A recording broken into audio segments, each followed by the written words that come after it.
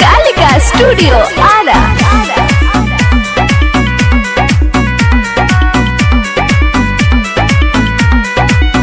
जाने चुप कर पागल रे, आज पगली के रोले बेदे।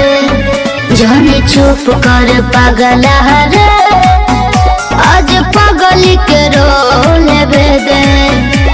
तू रोवता तू जंदा ना रोवता तू वता ना, तू रोवता तू जंदा ना रोवता तू वता ना, मुरझाइल फेस धोले बेदे। सुनो जाने चुप कर पागल रे, आज पगली के रोले बेदे। जाने चुप कर पागल रे, आज पगली के रोले बेदे।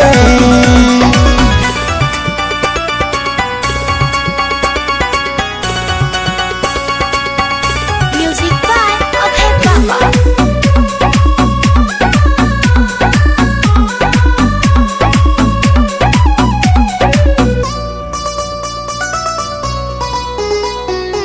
मनवा के हल्का कले बेदो, बह जाए दहलो रवा के।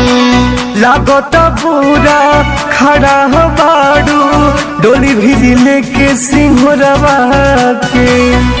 तो का करी हो मनवा के हल्का कले बेदो, बह जाए दहलो रवा के। लागो तो पूरा खड़ा हो बाड़ू, डोली भी लेके सिंहरवा के। बिछोड़ दारू हमसे जोड़ाई नाता गुम से, बिछोड़ दारू हमसे जोड़ाई नाता गुम से, अब पियावा के छोले बेदे। कैसे जाने चुप कर पागल रे, आज पगली के रोले बेदे। जाने चुप कर पागल रे, आज पगली के रोले बेदे।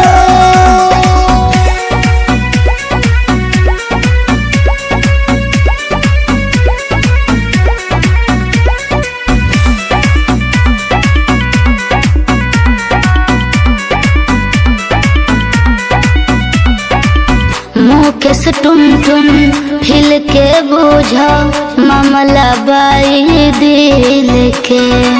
जितना दरदिया तोहरा बाटे, उतने बसागर सुनील के।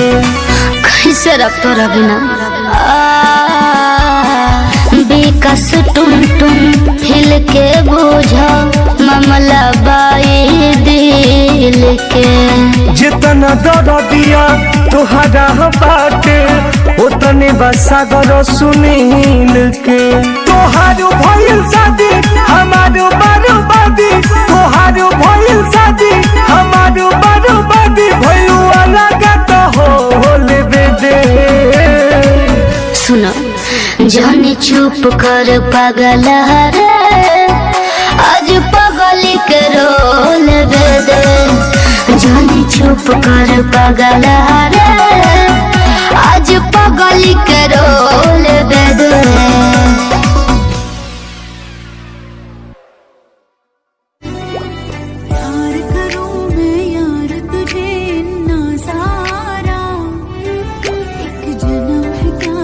जन्म भी है तुझ पे।